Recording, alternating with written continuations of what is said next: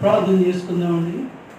ప్రేమగల మా పరలోక జీవగల దేవ, కృపాకరికుడు గల గొప్ప దేవ, మీకు స్థితులు ఉదయకాలం నుంచి దయచేసి ప్రభా ఈ రాత్రి వేళలో నాయన బైబిల్ స్టడీ కొరకై ఈ విధంగా మీకు ఆసక్తిలో వచ్చి ప్రభా ఈ సన్నిధానంలో గడిపే ధన్యత మీరు మాకు అనుగ్రహించండి. ప్రభా స్థితులు చెల్లిస్తున్నాం. సకాలంలో వచ్చిన మా ప్రియులను బట్టి మీకు స్థితులు చెల్లిస్తున్నాం. ఇంకా రావాల్సిన వారిని కూడా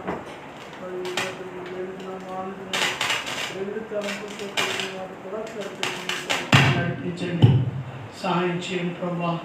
ఈ దాసుడు తమిళనాడును కూడా క్షేమంగా సకాలంలో మా మధ్యకి నడిపించారు ప్రభా. మీ కొందనాలు నిలబడుచున్న మీ దాసును అభిషేకించి వాడుకోండి. పాడటానికి పాటలు ఇవ్వండి. పాటల ద్వారా స్తుతించి గానపరచినట్లు మీ లేఖన భావం ద్వారా మీరు మాతో మాట్లాడండి ప్రభా. మేము ప్రార్థన చేస్తూ ఉంటున్నాం. దయగల దేవా, మీ కొందనాలు నాయన, ఎక్కడ ఇద్దరు ముగ్గురు మీ నామాన్ని కూడి ప్రభా మిమ్మల్ని మహిమపరుస్తూ మిమ్మల్ని గనపరుస్తూ మిమ్మల్ని హెచ్చిస్తూ పూజిస్తూ వస్తున్నారో వారి మధ్య నేను ఉంటానని సెలవిచ్చారు. అవును ప్రభా, మీరు మా మధ్యన ఉన్నామని, మీ సన్నిధి మాతో ఉందని మేము భయంతో వణుకుతూ మీ సన్నిధిలో గడిపేవారుగా చేయండి. ఈ సాయంకాలం బైబిల్ స్టడీ ఈ మరిలో మీరెంతగానో మాకు సహాయపడండి ప్రభా. మరి మీ వాక్యం విని మేము భద్రపరుచుకుని యోగ్యంగా మీ కొరకు మీరు జీవించేవారుగా చేయండి. ఈ న్యూ హెబ్రోన్ ప్రాంతంలో ఏర్పాటు చేసుకున్నాం సంఘాన్ని బట్టి మీకు వందనాలు స్తుతులు చెల్లిస్తూ ఘనతమైన ప్రభావం మీకు చెల్లిస్తూ ఈ కూర్చుని ప్రారంభం నుంచి అంతవరకు మీ సన్నిధి మీ తోడు మాకు దయచేయమని ఘనతమైన మా ప్రభావం మీకు చెల్లిస్తూ యేసుక్రీస్తు పరిశుద్ధ నామమున ప్రార్థించి అడిగి వేడుకొంచున్నాం నాయన. ఆమేన్.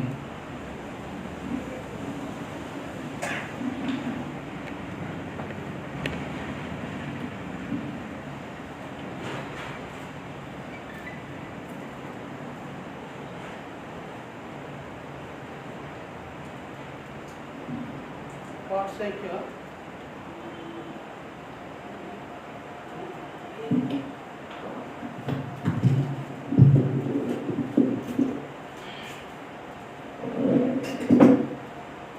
పాఠ సంఖ్య 625, పాత ప్రతులు 527. మేల్కొనుము కావాలి యేసుని యోధుడవు, పోరాడవలి నీవే, ప్రభు శక్తితో పోవాలని అనే పాట. మేల్కొనుము కావాలి యేసుని యోధుడవు, పోరాడవలే నీవే, పోరాడవలే నీవే, ప్రభు శక్తితో పోవాలని. మేల్కొనుము కావాలి శత్రువులెందరో నీ చుట్టూ చేరి ఉన్నారు, శత్రువులెందరో నీ చుట్టూ చేరి ఉన్నారు, తప్పించుకుందు ఎట్లు, తప్పించుకుందు ఎట్లు, ప్రభు ఆజ్ఞను పాలించు. మేల్కొనుము కావాలి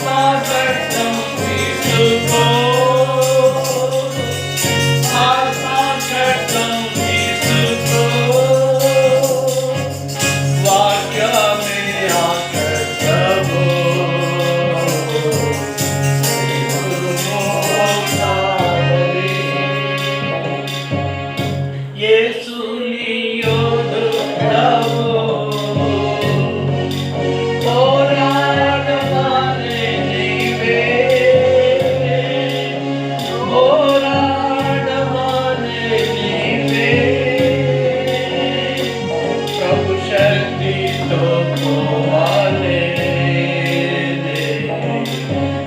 కొలువు కావాలి ప్రార్థించు మెల్లప్పుడు శ్రేష్ఠాయుధముయే ప్రార్థించు మెల్లప్పుడు శ్రేష్ఠాయుధముయే గురియన్నడు తప్పవు గురియన్నడు తప్పవు వెలుగులగారుండినా కొలువు కావై యేసుని యుద్ధములో పోరాడవలె నీవే పోరాడవలె నీవే ప్రభు శక్తితో పోరాడె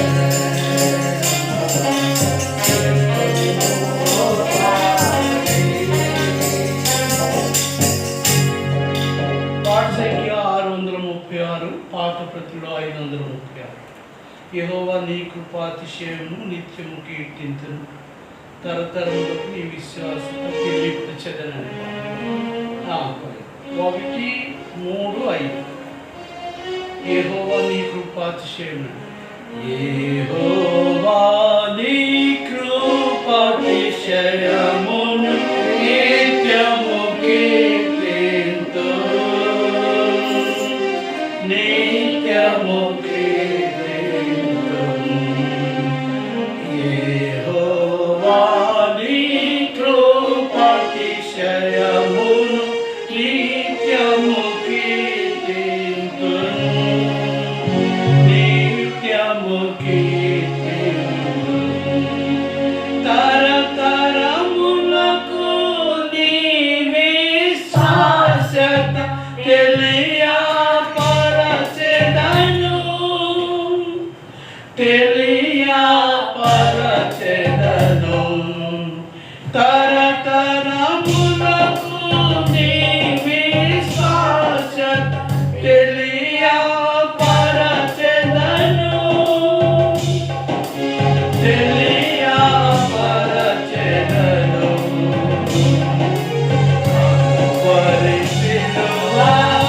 పరిశుద్ధవాక్యముతో నీ బంధన స్థిరపరచి పాపము క్షమించి కలువరి శిలువారక్తముతో నీ బంధన స్థిరపరచి పాపము క్షమించి యెహోవా నీ కృపాతిశయమును నిత్యము కీర్తింతును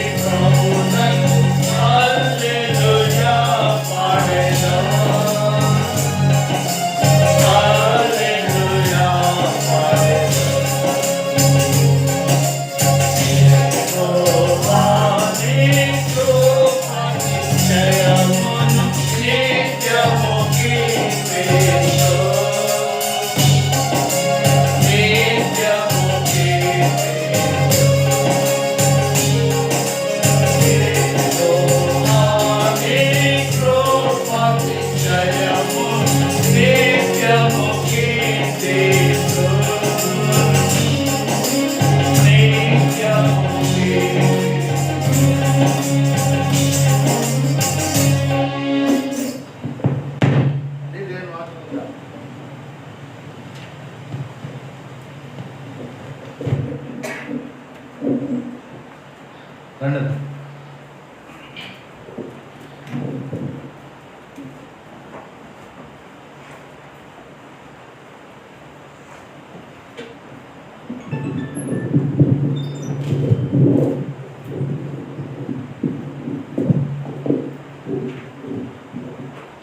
పరిశుద్ధ గ్రంథం బైబిల్ నుండి లేవికాండం 1వ అధ్యాయం 9, 13, 17 వచనాలు కలిసి చదువుకుందాం. లేవికాండం 1వ అధ్యాయం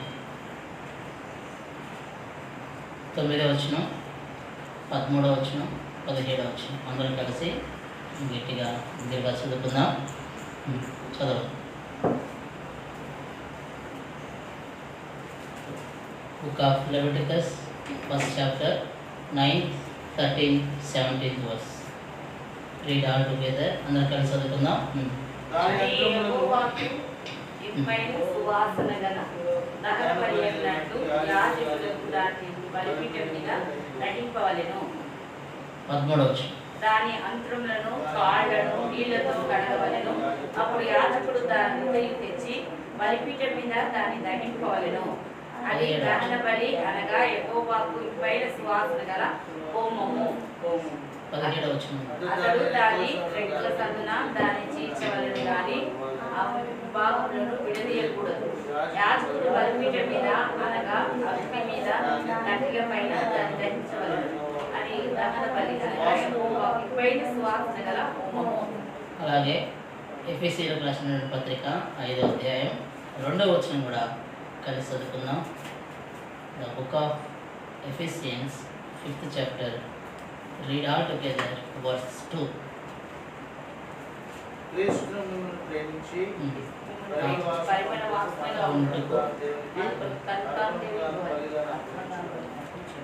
అలాగే మీరు ప్రేమ కలిగి నడుచుకోండి.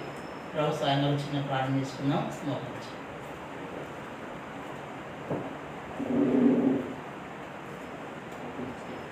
మహాప్రేమగల తండ్రి, జీవగల దేవ, కృపగల నా ప్రభా, ఈ సాయంకాల సమయన బంగారు పదంలో పొందడంలో స్తోత్రం చెల్లిస్తుంటున్నాం. ఇంతవరకు దేవ పాటల ద్వారా మీ నామాన్ని మీరు మహిమ తెచ్చుకున్నారని నమ్మిస్తూ గణపరుస్తూ ఆరాధిస్తూ ఉంటున్నాం.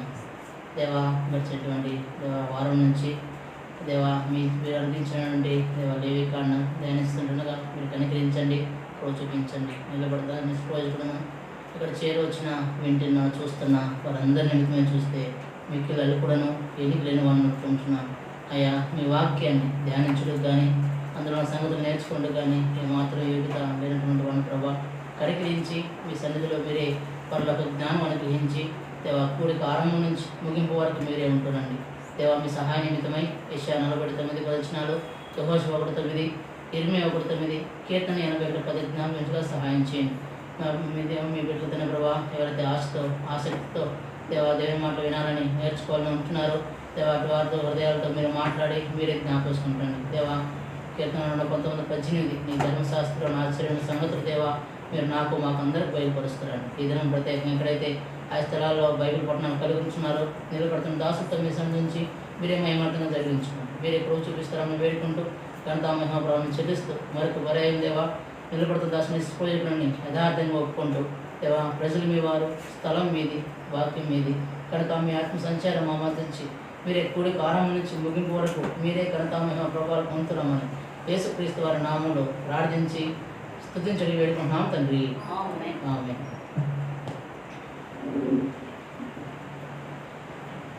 చేరవచ్చిన అందరికీ మన ప్రభు అయిన యేసుక్రీస్తు వారి నామంలో శుభములు తెలియజేసుకుంటున్నాం.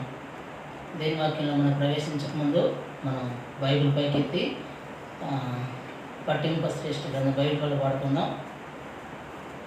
తెలుగులో పట్టింప శ్రేష్ఠ గ్రంథము బైబిల్, పట్టింప శ్రేష్ఠ గ్రంథము బైబిల్, అనుదినము పఠించిన ప్రేమతోడ నడుపును ఓ పఠింప శ్రేష్ఠ గ్రంథము బైబిల్.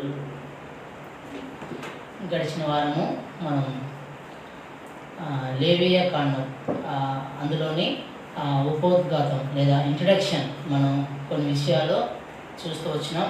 అయితే ఒక ప్రోచితమైతే ఒక 5 క్వశ్చన్స్ అడగాలని తలంపు కలిగి ఉంటున్నాను. ఎందుకంటే మనం ఒక సబ్జెక్ట్ ప్రకారంగా దేవుడు అనుగ్రహించినాడు కనుక అందులో సంగతులు నేర్చుకున్నప్పుడు నిజంగా మనం ఏం నేర్చుకుంటున్నాము, మనము ఏ విధంగా బోధింపబడుతున్నాము అనేది తెలుస్తుంది. అందులో ప్రశ్నలు అడుగుతున్నానని చెప్పి నేనేమి మీకంటే గొప్పవని నేను కాదు, కానీ వీఆర్ ఆల్ లెర్నర్స్, అందరము నేర్చుకుంటున్నాం. ఓకే, ఇక్కడ లేవి కాండంలో దేవుడు ఎక్కడి నుంచి మాట్లాడుతున్నాడు? ఎక్కడి నుంచి మాట్లాడుతున్నాడు దేవుడు? గుడారంలో, ప్రత్యక్షంగా గుడారంలో నుండి దేవుడు మాట్లాడుతుంటున్నాడు. ఓకే, ఈ లేవి కాండంలో రాకముందు దేవుడు అంతకుముందు ఎక్కడ మాట్లాడుతూ వచ్చినాడు?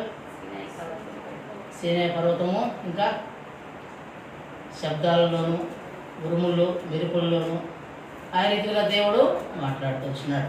తర్వాత దేవుడు ఇప్పుడు ఈ లేవి కాండం వస్తువులకి ప్రజెంట్ ఆయన సీనాయి పర్వతం మీద లేడు. ఎక్కడున్నాడు? ప్రత్యక్షపు గుడారంలో ఉన్నాడు. గుడారం అనగా అర్థం ఏంటి? హిబ్రూ భాషలో ఏం, గ్రీక్ భాషలో ఏమని అర్థం? సంఘం. సంఘం, సంఘానికి అర్థం ఏంటి? గ్రీక్ భాషలో చెప్తూ వచ్చిన మాట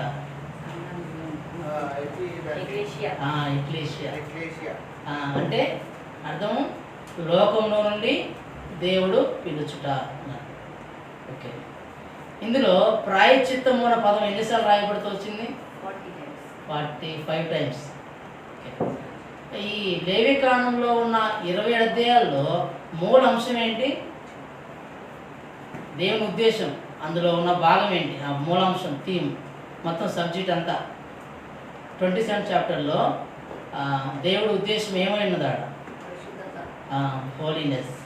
దేవుడు పరిశుద్ధుడు కనుక మనం కూడా పరిశుద్ధంగా ఉండాలని దేవుడు పిలిచాడు మనం. అదే అనుభవంలో ఇక్కడ యాక్చువల్గా ఇజ్రాయెల్ ప్రజల గురించి రాయబడినమాట. ఈ 27 అధ్యాయాల్లో ఎన్ని వచనాలు ఉన్నాయి? 869 వర్సెస్ ఉన్నాయి. ఈ పరిశుద్ధత అన్న పదము 27 అధ్యాయాల్లో ఎన్నిసార్లు రాయబడుతూ వచ్చింది? ఎన్నిసార్లు రాయబడుతూ వచ్చింది? 87 టైమ్స్. ఎంత? 87 సార్లు పరిశుద్ధత అన్న పదము రాయబడుతూ వచ్చింది. ఓకే, ఏదైనప్పటికీ ఈ 27 అధ్యాయాల గురించి మనం బ్రీఫ్గా చూస్తూ వచ్చినాం. 1 నుంచి 7 అధ్యాయాలు దేని గురించి మాట్లాడతాయి?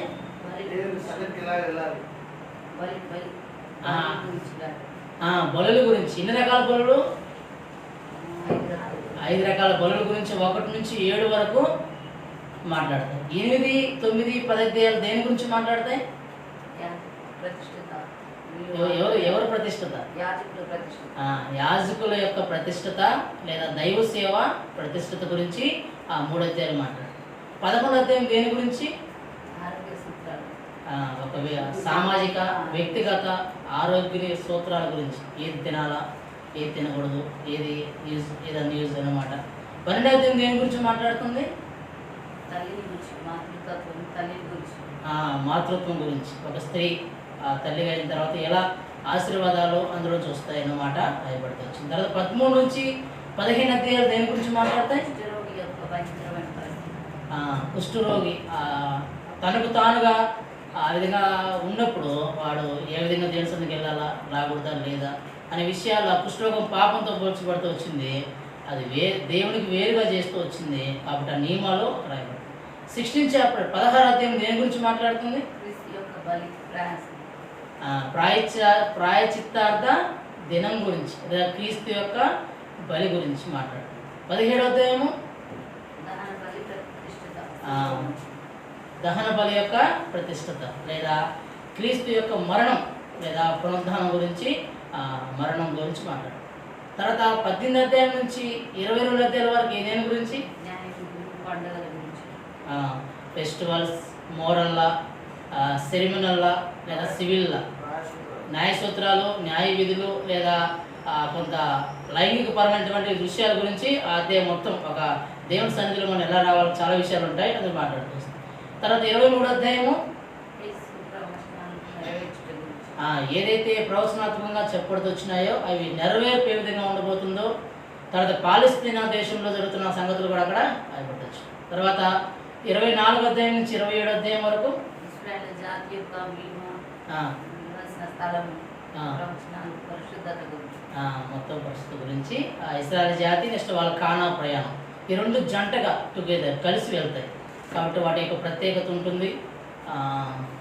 ప్రపంచంలో కల్లా ఇశ్రాయేలు జాతిని ఎందుకు ఎన్నుకున్నాడు, ఎందుకు ప్రత్యేకంగా ఉండాలని ఇష్టపడుతూ వచ్చిన విషయం కూడా ఈ అధ్యాయం మొత్తం ఈ లేవికాండం మనకు తెలియజేస్తూ వస్తుంది. ఎనీహో ఈరోజు ప్రభు అనుమతించే కొలది యాక్చువల్గా 5 రకాల బలులు ఉన్నాయి మొదటి 7 అధ్యాయాల్లో. వాటిలో కేవలము ఒక బలి గురించి ఈ దినము, ఇక మొదటి అధ్యాయమే ఈ దినం మనము ధ్యానించబోతున్నాం. బైబిల్ స్టడీలో దహన బలి, బోన్ ఆఫరింగ్స్, దీన్ని సాక్రిఫైస్ కూడా అని అంటారు. అయితే ఈ దహన బలి గురించి, దహన బలి యొక్క విశిష్టత, దహన బలి యొక్క నియమాలు, దహన బలి యొక్క ప్రయోజనాలు ఏమి అనే విషయాల మీద కొంత సమయం మనము ప్రభు సన్నిధిలో ఇచ్చింది. వాస్తవంగా దేవుడు ఈ అది నిర్గమకాండానికి సేనా పర్వతం మీద దేవుడు ఏదైతే మాట్లాడుతూ వచ్చినాడో, ధర్మశాస్త్రం ఏదైతే ఇస్తూ వచ్చినాడో దాని పర్యవసనం లేదా దాని కొనసాగింపే లేవికాండం. ఇదేమి అప్పటికి స్టార్ట్ అయింది కాదు, కానీ ఇది కొనసాగి ఆ ప్రత్యక్ష గుడారం నుంచి దేవుడు వచ్చిన తర్వాత ఇప్పుడు సేనా పర్వతం లేడు దేవుడు. ఇక్కడ ఉరుములు మెరుపుల్లో దేవుడు మాట్లాడట్లేదు, శబ్దాలు లేదా రకరకాల స్థలాల నుంచి దేవుడు మాట్లాడట్లేదు. ఇప్పుడు ప్రత్యక్ష గుడారం మోషేని ఏదైతే చెప్తూ వచ్చినాడో, నిర్గమకాండం 25 నుంచి 45 వరకు ఏదైతే height, weight, long, length, short, length ఏదైతే తన పొడవు, తన వెడల్పు, ఆ గుడారం ఏ విధంగా ఉండాలని ఇష్టపడుతూ వచ్చినాడో అందులోకి దేవుడు లేవికాండంలో ప్రవేశించినాడు. ఇప్పుడు గుడారంలో నుండి తన స్వరాన్ని దేవుడు వినిపించిపోతుంటున్నాడు. ఈ దహన బలి ఈ మాట మీద మనకు కొన్ని సంగతులు చూసినట్లయితే దీనిని హిబ్రూ భాషలో హోలా అంటారు. హోలా అంటే దహన బలి. హిబ్రూ భాషలో దీన్ని హోలా అన్న పదంతో సంబోధిస్తూ వచ్చినారు. అయితే బోన్ ఆఫరింగ్స్ ఇంగ్లీష్లో మనం చూడొచ్చు. అయితే ఈ లేవికాండము మొదటి అధ్యాయం నుంచి మొదటి వచనం నుంచి 17 వచనాలు కలిగినటువంటి గ్రంథం ఇది. ఈ అధ్యాయం ఇందులో 17 వచనాలు చాలా విశిష్టత కనపడుతూ వస్తుంది. నేను ఈ ఓల్డ్ టెస్టిమెంట్ ఏ విధంగా మనం చదవాలని దేవుడు చెప్తూ వచ్చినాడు, ఏ విధంగా చదవాలి దీన్ని మనం చదువుతుంది, ధ్యానిస్తుంది పాత నిబంధనే, దాన్ని క్రొత్త నిబంధన వెలుగులోకి చదవాలి. ఎప్పుడైతే ఈ అర్థాలన్నీ పాత నిబంధనలో కనపడతాయి, దహన బలులు, ప్రాయశ్చిత్తార్థము, అంతరములు, తల, ఇవన్నీ హోమము, పరిమళ వాసన, ఇవన్నీ వింటుంటే చాలా టఫ్గా, చాలా జటిల కఠినంగా కనపడుతూ వస్తాయి. కానీ అవన్నీ ఎప్పుడైతే కొత్త నిబంధన వెలుగులో క్రీస్తు యొక్క వ్యక్తిత్వంలో, క్రీస్తు యొక్క జీవితం గురించి మనం ఒకసారి ధ్యానం చేసుకుంటూ వస్తే, మెడిటేట్ చేస్తూ వస్తే అందులో ఉన్న భాగాలు మనకు అర్థమవుతూ వస్తాయి. దహన బలి, ఈ దహన బలికి 3 అర్థాలు ఉన్నాయి. ఈ అధ్యాయం మొత్తం మీద 3 అర్థాల మీద వెళ్తూ వస్తుంది. ఒకటి స్వచ్ఛంద బలి. ఈ దహన బలిలోనే ఈ మాట ఏంటంటే, ఈ దహన బలిలోనే 3 విషయాలు కనబడతాయి. ఒకటి స్వచ్ఛంద బలి, రెండోది ప్రత్యామ్నాయ బలి, మూడోది సర్వాంగ బలి. ఈ 3 దహన బలిలో ఒక భాగమే. దహన బలిలో ఒక ఒక ఒక ఇన్సిడెంటే ఇవన్నీ. ఒకటి స్వచ్ఛంద బలి. ఈ బలి బలవంతంగానో, ఫోర్స్ఫుల్గానో, లేకపోతే ఏదో చేయకపోతే ఏమని అనుకుంటారో అలాంటి ఉద్దేశం చేసింది కాదు ఇది స్వచ్ఛంద బలి. రెండోది దీనిని ప్రత్యామ్నాయ బలి కూడా అంటారు. అంటే సబ్స్టిట్యూట్, అంటే ఒక వ్యక్తి స్థానంలో ఇది వచ్చి, ఈ బలి పశువు వచ్చి యాడ్ అవ్వడం, అంటే ప్రత్యామ్నాయంగా నీకు బదులుగా నేను వెళ్ళడం, దీన్ని ప్రత్యామ్నాయ బలి కూడా అంటారు. మూడవదిగా సర్వాంగ బలి. సమస్తము శరీర, అదే రోమా 12 సజీవయాగంగా అరికాలు చిన్నంత వరకు ఏవైతే ఉన్నాయో శరీర భాగాలన్నీ సర్వాంగంగా మొత్తం సమర్పించుకొని సర్వాంగ బలిగా అర్పించడం లేదా సమర్పించడం. ఈ 3 దహన బలిలో మనకు కనబడుతూ వస్తాయి. ఈ లేవికాండం మొదటి అధ్యాయము నిజంగా మొదటి వచనంలోనే రాయబడుతుంది. ఇంగ్లీష్లో చాలా బాగుంటుంది. అండ్ ది లార్డ్ కాల్డ్ దేవుడు చూడండి మొదటి వచ్చిన ఒకసారి lord is called is them. చూడండి ఒకసారి తెలుగులో చదవండి ఒకసారి. యెహోవా మోషేను పిలిచి ప్రత్యక్షపు గుడారములో నుండి దేవుడైన యెహోవా మోషేని పిలిచి ద లార్డ్ కాల్డ్ దెమ్. దేవుడు పిలుచుట, ఈ అధ్యాయము ఆరంభము దేవుడు పిలిచేదాని నుంచి స్టార్ట్ అయింది. నిజంగా అక్కడ చేరొచ్చిన మన జీవితంలో దేవుని పిలుపు చాలా శ్రేష్టమైనది, చాలా విలువైనది. దేవుని పిలుపు దేవుడు పిలిచినప్పుడు అది ఆ పిలుపుకు లోబడి దాన్ని అనుసరించి రాగలిగితే నిజంగా ఆశీర్వాదాలన్నీ మనకి వస్తాయి. చాలాసార్లు దేవుడు మనల్ని పిలిచేవాడుగా ఉంటాడు, కానీ ఆ పిలుపు మనం వింటాం, కానీ దానికి ఉపయోగం ఆ పిలుపుకు లోబడి జీవితం మనకు ఉండదు. ఇక్కడ ఈ ప్రత్యక్ష గుడారంలో నుండి దేవుడు కాల్డ్ దెమ్, దేవుడు పిలిచాడంట. పిలిచి ఏం చేస్తూ వచ్చినాడు, ఏం చేయమని చెప్తూ వచ్చినాడు అన్న పదము నిజంగా ఇక్కడ చేరవచ్చిన నీ నా జీవితంలో చూడండి. మొదటి కొరింథీ మొదటి అధ్యాయం 21-22 వచ్చినారు, 23 వచ్చినారు కూడా.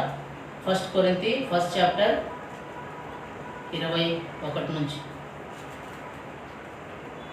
దేవుని జ్ఞానానుసారంగా లోకము తన జ్ఞానం చేత దేవుని ఎరగకూడినందున సువార్త ప్రకటనను వెరితనం చేత నమ్మువారిని రక్షించుటకు దేవుని దయాపూర్వక సంకల్పమాయను. యూదులు సూచక క్రియలు చేయమని అడుగుచున్నారు, దేశస్థులు జ్ఞానం వెతుకుచున్నారు. అయితే మేము సెలవు వేయబడిన క్రీస్తును ప్రకటించుచున్నాము. ఆయన యూదులకు ఆటంకంగాను అన్యజనులకు వెర్రితనంగాను ఉన్నాడు, కానీ యూదులకేమి గ్రీసు దేశస్థులకేమి పిలబడిన వారికి క్రీస్తు దేవుని శక్తియును దేవుని జ్ఞానము ఉన్నాడు. ఇక్కడ పిలువబడిన వారికి ఎలా ఉన్నాడు దేవుడు? దేవుని శక్తియును దేవుని జ్ఞానము ఉన్నాడు. దేవుడు తన శక్తితో తన జ్ఞానంతో నిన్ను పిలుస్తుంటున్నాడు.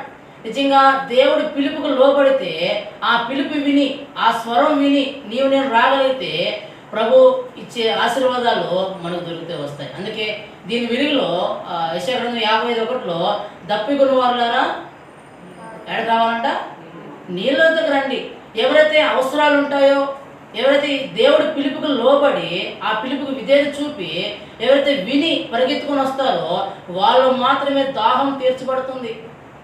లేవికాండంలో గడిచిన ఆ 2 అధ్యాయాలు చూసినప్పుడు, 2 గ్రంథాలు చూసినప్పుడు మానవుడు పతనం అయిపోయి విమోచన లేక పాపస్థితిలో పాప స్వభావం చేత వాడు జీవిస్తూ వచ్చినప్పుడు ఇక్కడ దేవుడు మానవుణ్ణి ఆ గుడారంలోనికి వచ్చి పిలిచాడు. దేవుడు పిలిచి ఒకవేళ దాహంతో లేదా ఆకలి చేత దప్పిక చేత ఉంటున్న వారి జీవితంలో నీళ్ళను వాక్యం చేత తృప్తిపరచాలని దేవుడు ఎక్కడి నుంచి గుడారం నుండి దేవుడు పిలిచాడు. ఇక్కడ చేరొచ్చి నీ జీవితంలో నా జీవితంలో ఒకవేళ దేవుని పిలుపు నిర్లక్ష్యం చేస్తే, దేవుని పిలుపు వైపు తిరగకుండా ఉన్నట్లయితే ఒకవేళ దేవుడిచ్చే రక్షణ విమోచనను పోగొట్టుకునే వారంగా ఉంటాం. ఎవరికైతే అవసరం ఉందో, ఎవరైతే అక్కడుందో మేము ఆయన దగ్గరికి వెళ్తే, ఆయన పిలుపు విని ఆ పిలుపుకు లోబడి మేము వెళ్తే మా అక్కర తీర్చబడుతుంది, మా అవసరాలు తీర్చబడతాయి, మా ఆత్మీయ జీవితం విడిపించబడుతుంది, ఆ స్థితి నుంచి మేము నడిపించబడతామని ఎవరికైతే ఆలోచన ఉందో దేవుడు పిలిచిన పిలుపుకు లోబడేవారుగా ఉంటారు. నిర్గమకాండము ఫిజికల్లీ డెలివరీస్ చూపిస్తుంది. శారీరక విమోచన గురించి నిర్గమకాండం మాట్లాడుతుంది. లేవికాండము స్పిరిచువల్ డెలివరెన్స్, ఆత్మ సంబంధమైన విడుదల విమోచన గురించి మాట్లాడుతుంది. అందుకే మనం ఆ ఆత్మ సంబంధమైన విడుదల నీ నా జీవితంలో ఎలా వస్తుంది, దాని కొరకు ఇక్కడ చేరవచ్చిన ఆ ప్రజలందరూ దహన బలి ఎందుకు అర్పిస్తున్నారు దేవునికి అని మనం గమనించినట్లయితే, ఇక్కడ చూసినట్లయితే మొదటి అధ్యాయంలో ఇప్పుడు దేవునికి మనిషికి మధ్య సమాధానం వచ్చేసింది. ఈ బలి ద్వారా దేవుని సన్నిధికి మానవుడు వెళ్ళగలుగుతున్నాడు. బలి ద్వారా, ఈ దహన బలి ద్వారా, ఈ 5 రకాల బలిలో దహన బలి చాలా ప్రాముఖ్యమైనది, చాలా ఇంపార్టెన్స్ ఈ దహన బలికి ఉంది. కాబట్టి దహన బలి చేయడం ద్వారా నిజంగా మానవుడు ఎలాంటి వ్యక్తి అయినా సరే దేవుని దగ్గరికి వెళ్ళడానికి దేవుడు ద్వారం తెరిచిన వాడుగా ఉన్నాడు. అయితే ఇక్కడ చూస్తూ వచ్చినాము దహన బలిలో స్వచ్ఛంద బలి, ప్రత్యామ్నాయ బలి లేదా సర్వాంగ బలి, ఈ 3 కలిగి ఉంటాయి. ఈ 3 కలిస్తేనే దహన బలికి అర్థం. అయితే ఇక్కడ ఈ మొత్తం మెడిటేట్ మనం చేస్తే, ఈ అధ్యాయం మొత్తం మనం గమనిస్తే ఇందులో సారాంశం ఏమైందంటే నిజంగా దహన బలి యొక్క నియమము 5వ వచనం చూడండి ఒకసారి. 4-5 వచనాలు, మొదటి అధ్యాయము 4-5 వచనాలు. అతడు దహన బలిగా అర్పించు పశువు తల మీద తన చెయ్యి నుంచవలెను. అతని నిమిత్తము ప్రాయశ్చిత్తం కలిగినట్లు అది అతని పక్షముగా అంగీకరింపబడును.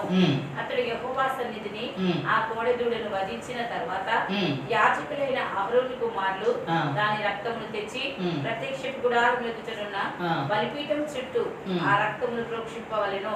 చాలా ఇది చూసినట్లయితే దహన బలి గుడారం లోపల జరగదేవి. దహన బలి ఎప్పుడైనా చూడండి వెలుపటే ప్రత్యక్షపు గుడారం ద్వారము యొద్దనే ఈ దహన బలి జరుగుతుంది. ఈ దహన బలికి 3 విషయాలు ఎప్పుడు మనం గుర్తుపెట్టుకోవాలి. దహన బలి జీవితంలో కావాల్సింది మొదటగా బలి పశువు కావాలి. బలి పశువు లేకుండా ఆ బలిపీఠ దగ్గర మనం వెళ్ళలేం. రెండోది బలి పశువుతో పాటు పాపి అయిన అభ్యర్థి ఎవరైతే ఎవరి నిమిత్తమైతే ఈ బలి అర్పించబోతున్నామో ఆ వ్యక్తి మధ్యలో ఉండాలి. ఒకటి బలి పశువు ఉండాలి. ఆ బలి పశువును ఎవరైతే పాపిగా అభ్యర్థిగా ఉన్న వ్యక్తి మధ్యవర్తి వెళుతున్నాడో ఆ వ్యక్తి దాన్ని తీసుకురావాలి. తీసుకొచ్చి 3వ వ్యక్తి యాజకుడు. ఈ 3 బలి పశువు లేదా ఆ పాపి అయిన అభ్యర్థి, 3వదిగా యాజకుడు. ఈ మూడు అంతస్తుల్లో ఈ బలి ఆరంభించబడుతుంది. నిజంగా ఇక్కడ చూసినట్లయితే ఎవరైతే పాపం చేసి ఉన్నామో అని తెలిసిందో వారిచ్చగా వారు వెళ్ళి బలి పశువు తెచ్చుకోవాలి. అది ఆ బలి పశువు గోవుల మందలో కానీ కోడుల మందలో కానీ లేదంటే గొర్రెలు కానీ మేకలు కానీ పక్షులు కానీ సంథింగ్ ఏదైనప్పటికీ వాటి నుండి ఈ అభ్యర్థిగా ఎవరైతే ఉన్నాడో మధ్యవర్తిగా ఎవరైతే ఉన్నాడో ఆ వ్యక్తి పోయి తెచ్చుకోవాలి. దాన్ని తీసుకొచ్చి యాజకుని దగ్గర తీసుకురావాలి. యాజకుడు ఏం చేస్తాడు? దాన్ని వధించి ఆ రక్తాన్ని బలిపీఠం మీద ప్రోక్షిస్తాడు. ప్రోక్షించిన తర్వాత ఆ శరీర భాగాలు ఏవైతే ఉన్నాయో అంతరములు కానీ లేదా ఎప్పుడైతే అర్పించిన తర్వాత ఆ పాపి అభ్యర్థిగా ఉన్న వ్యక్తి పాపాలు ఆ క్షణము ఆ ప్రత్యామ్నాయంగా తీర్చబడమే కాదు, ఆ యాజకుడు చేసే పని ఏంటంటే తర్వాత ఆ బలి పశువు యొక్క అంతరములు లేదా తల లేదా కాలు ఏవైతున్నాయో వాటిని అగ్ని చేత కాల్చబడి దాన్ని దేవుడికి ఇంపైన సువాసనగా హోమంగా చేస్తాడు. ఇది కాన్సెప్ట్ మొత్తం. బలి పశువు తీసుకురావాలి, ఆ వ్యక్తి అభ్యర్థిగా ఉన్న వ్యక్తి తీసుకురావాలి, దాన్ని యాజకుడికి అప్పగించాలి. యాజకుడు దాన్ని వధింపచేసి రక్తాన్ని బలిపీఠం మీద ప్రోక్షించినప్పుడు ఆ క్షణమే దేవుడు దాన్ని ఇంపైన సువాసనగా పరిమళ వాసనగా తీసుకునేవాడుగా ఉన్నాడు. ఇప్పుడు ఇప్పుడు భాగం ఏంటంటే ఇప్పుడు బలి పశువు తీసుకొచ్చేటప్పుడు నిజంగా దేన్నంటే దాన్ని తీసుకురాకూడదు. ఇక్కడ దహన బలి అర్పించాలంటే ఇది గవిని వెలుపుట లేదా శిల్పురం వెలుపుట లేదా ద్వారం వెలుపుట ఈ బలి జరగాలంటే ఆ బలి పశువు ఎలా ఉండాలంటే అది క్రూరమైన జంతువు అయి ఉండకూడదు, తోటి జంతువును చంపేదై ఉండకూడదు, ఎటు పడితే అది మురికి జంతువు అసలు ఉండకూడదు. ఈ మొదటిగా ఈ స్వచ్ఛంద బలి, ఈ ప్రత్యామ్నాయ బలి, ఈ సర్వాంగ బలికి వెళ్ళకముందు బలి పశువు యొక్క నియమాలు చూద్దాం. ఈ దహన బలిలో ఈ కొత్త నిబంధనల వెలుగులో మనం నేర్చుకోకముందు మొదటగా ఇక్కడ చేయాల్సిన పని ఏంటంటే ఇక్కడ యాజకుడు ఆ విధంగా ఎటువంటి బలిని అక్కడ తీసుకొచ్చేవాడుగా ఉన్నాడు. దానికంటే ముందు బలి పశువు యొక్క నియమాలు లేదా లక్షణాలు ఎలా ఉంటాయి. ఇప్పుడు వాస్తవంగా దేన్ని పడితే దాన్ని దహన బలిగా అర్పించడు. కొన్ని స్థలాల్లో రాయబడుతున్నమాట ఆవుల మందలోని లేదా గోవుల మందలోని లేదా గొర్రెపిల్ల మందలోని లేదా ఎద్దులు లేదా పక్షులు ఇవి మాత్రమే అక్కడికి బలిగా తీసుకెళ్లేవారుగా ఉంటారు. క్రూరమైన జంతువులు కానీ వేటాడి తీసుకొచ్చే జంతువులు కానీ ఏ పడతాయి వచ్చి దహన బలి అర్పించరు. ఎందుకంటే ఈ బలి పశువు సాక్షాత్తు యేసుక్రీస్తు వారికి గుర్తుగా ఉంటారు. అది మన తర్వాత వెళ్ళేగలుగుతాం. అయితే ఇక్కడ చూస్తే ఈ బలి పశువు ఎలా ఉండాలంటే మొదటగా పెంపుడు జంతువై ఉండాలి, తన ఇంట పుట్టిందై ఉండాలి, తన ఇంట్లో తన సాగు జంతువై ఉండాలి. అది ఎవరికి హాని చేసే విధంగా ఉండకూడదు. అది ఆ యజమానుడికి ఎంతో విలువైనదిగా ఉండాలి. అలాంటి ఎంతో సాధువైనటువంటి బలి పశువుని తీసుకొచ్చి దహన బలిపీఠం మీద అర్పించకముందు ఇది తీసుకొస్తారు. మొదటగా తన లక్షణం ఏంటంటే అది విలువైన ఉండాలి యజమానుడికి. ఆ యజమానుడు దృష్టికి ఆ బలి పశువు ఎలా ఉండాలంటే అది క్రూరమైనదిగా ఉండకూడదు, మురుగు జంతువుగా ఉండకూడదు. అది ఎద్దు కావచ్చు లేదా గొర్రె కావచ్చు. ఇది ఎవరికి హాని చేయవు. లేదంటే ఎవరికి ఈ ఈ గొర్రె ఎవరికి నష్టపరచదు. ఇది ఎంతో పెంపుడు జంతువు ఇది, లేదా పెంపుడు అనిమల్గా మనకు కనపడుతుంది. ఇంట్లోనే ఎక్కువ పెంచుకుంటూ వస్తారు. అందులో కొన్ని మురికి జంతువులు, మురికి గొర్రెలు లేదా మురికి అవి కూడా ఉంటాయి, అవి ఇంటికి తీసుకురాకూడదంట. అయితే అక్కడ వస్తువులకి అది మొదటగా విలువైనదిగా ఉండాలి. ఆ విలువైనటువంటి ఆ బలి పశువును ఆ అభ్యర్థి, పాపైన అభ్యర్థి ఎవరైతే సబ్స్టిట్యూట్ ఆ వ్యక్తి అయితే ఉంటాడో ఆ వ్యక్తి తీసుకొచ్చి బలిపీఠం దగ్గరికి తీసుకురావాలి, యాజకుడి దగ్గరికి. ప్రియమైన సహోదరా, నిజంగా వాస్తవంగా అది మనం యేసుక్రీస్తు వారి దృష్టిలో చూస్తే నిజంగా ఆయన మనకు తెలుసు. యోహాను సువార్త 1:18 ఏముంటుంది చూడండి ఒకసారి. యోహాను సువార్త 1:18 ఇది విలువైన జంతువై ఉండాలి. మొదటగా ఆ బలికి వెళ్ళక ముందు విలువైనదిగా ఉండాలి ఇది. చూడండి ఒకసారి 1:18 యోహాను సువార్త 1:18 ఎవడును ఎప్పుడైనాను దేవుణ్ణి చూడలేదు, తండ్రి రొమ్మున ఆనుకుని ఉన్న అద్వితీయ కుమారుడే. ఈ బలి పశువుగా ఆ బలిపీఠం మీదకి అర్పించక ముందు ఈ బలి పశువుకున్న లక్షణం ఏంటంటే మొదటగా అది విలువైనదిగా ఉండాలి, యజమానుడికి చాలా ఇంపైనదిగా ఉండాలి, యజమానుడు దాన్ని చూసి ఎంతో ఆనందించేవాడిగా ఉండాలి, యజమానుడు దాని ఎందుకు సంతోషించేవాడుగా ఉండాలి. అలాంటిది మాత్రమే అక్కడ బలిపీఠం మీదకి తీసుకెళ్లేవారుగా ఉంటారు. ఇక్కడ దాని గుర్తుగా దహన బలిపీఠం మీద ఈ బలి పశువు తీసుకెళ్లి అర్పించక ముందు మొదటగా అది చాలా వాల్యుబుల్ అయి ఉండాలా. ఏదంటే అది తీయడానికి లేదు. క్రూరమైన జంతువులు ఎన్నో ఉండొచ్చు, వేటాడే జంతువులు ఎన్నో ఉండొచ్చు, జంతువులను చంపుకొని జంతువులు ఎన్నో ఉండొచ్చు. ఇలాంటివన్నీ తీసుకెళ్ళి ఒక పరిశుద్ధమైన జీవితంలోకి తీసుకురావడం వరకు అర్పణ ఏది చేయరు. అటువంటి జీవితం రావాలంటే ఆ బలిపీఠం మీద అర్పించాలంటే మొదటిగా బలి పశువు చాలా వాల్యుబుల్ అయి ఉండాలా. అది తన ఇంట పుట్టుండాలా, లేదా తన ఇంట్లో అది శ్రేష్టమైనదిగా మంచిదిగా పెంపుడు జంతువై ఉండాలి. ఏది పడితే చేయడానికి లేదు. ప్రియమైన సహోదరా, దీన్ని కొత్త నిబంధన వెలుగులో మనం చదివినప్పుడు అలాంటి లక్షణము సాక్షాత్ ప్రభువైన యేసుక్రీస్తు వారే. ఆ బలి పశువుగా యేసుక్రీస్తు వారు ఇలా రాకముందు ఆయన తండ్రి రొమ్మును ఆనుకుంటూ వచ్చినాడు, అద్వితీయ కుమారుడిగా. అందుకే యెషయా 53:1 చూడ ఒకసారి. యెషయా గ్రంథం 53 ఆయన ఎట్లా పెరుగుతూ వచ్చినాడో రాయబడుతూ వచ్చింది. 53 లేత ప్రాయము అన్నమాట ఉంటుంది. 53 మొక్క వలెను, ఎండిన భూమిలో మొలిచిన మొక్క వలెను అతడు ఆయన ఎదుట పెరిగెను. చూడు ఎలాంటి వ్యక్తి అంటే నిజంగా లేత ప్రాయము, లేత వయసు, తండ్రి రొమ్మును ఆనుకునే వ్యక్తి, సాక్షాత్తు దేవుని కుమారుడు ఉన్న వ్యక్తి. నిజంగా ఈయన ఎలాంటి విచిత్రమైన స్వభావం లేదు ఈయనకి. ఈయన పరిశుద్ధమైన జీవితం కలిగిన వాడు. నిజంగా ఇలాంటి అందుకు రాయబడుతూ వచ్చింది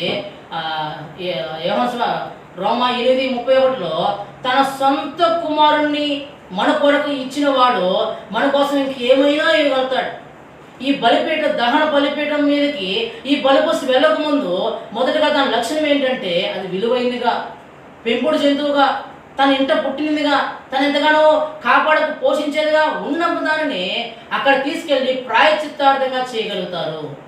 ఒకవేళ నీ నా పాపం నిమిత్తమై ప్రభువైన యేసుక్రీస్తు వారు తండ్రి దేవుని రొమ్ము ఎదుట ఆనుకుని ఉంటూ వచ్చినాడు, లేత ప్రాయంలో ఉంటూ వచ్చినాడు, యవ్వన ప్రాయంలో ఉంటూ వచ్చినాడు. నిజంగా ఆయన సొంత కుమారుడు, సాక్షాత్తు దేవుడు కుమారుడుగా ఉన్న వ్యక్తి. అందుకే యెహోవాకు తన కుమారుని నలగొట్టడానికి ఇష్టమాయను అన్నమాట.